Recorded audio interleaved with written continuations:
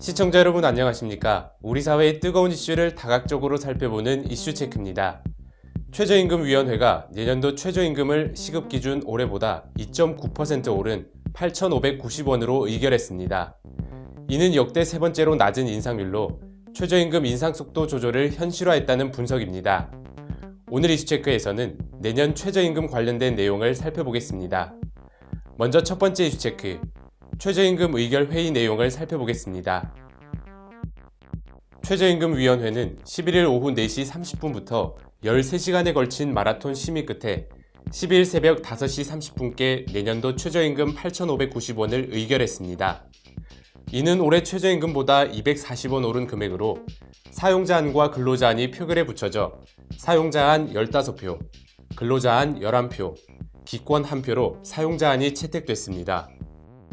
2020년 최저임금 인상률은 문재인 정부 들어 가장 낮은 수준인데요. 문재인 정부 출범 첫 해인 2017년 최저임금위원회가 의결한 2018년 최저임금은 인상률이 16.4%였고 올해 최저임금은 인상률이 10.9%였습니다.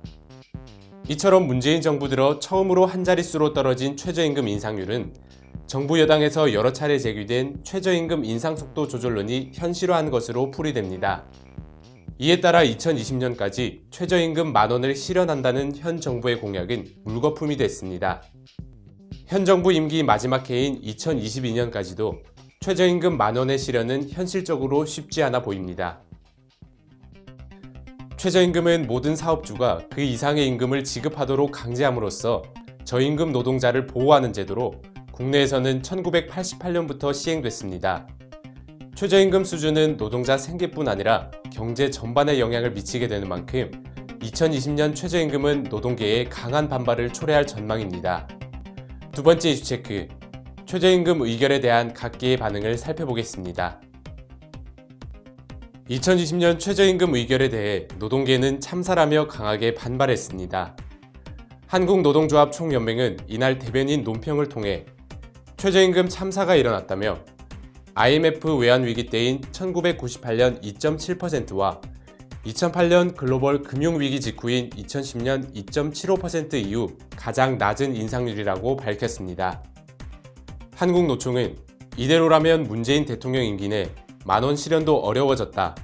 노동 존중 정책, 최저임금 만원 실현, 양극화 훼손은 완전 거짓 고어가 됐다며 결국 최저임금은 안 오르고 최저임금법만 계약된 셈이라고 덧붙였습니다. 경영계에서는 아쉬운 수준이지만 불가피한 선택이었다고 평가했습니다.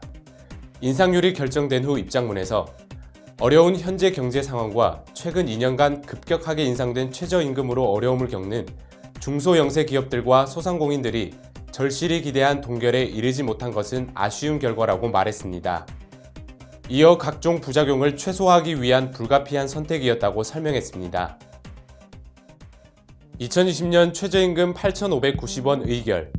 이것이 최종적으로 확정된 것은 아닙니다. 최저임금위원회가 최저임금을 의결하면 이를 고용노동부 장관에게 제출하고 고용노동부 장관은 8월 5일까지 최저임금을 확정해 고시하게 됩니다. 매년 회의를 거칠 때마다 뜨거운 감자가 되었던 최저임금.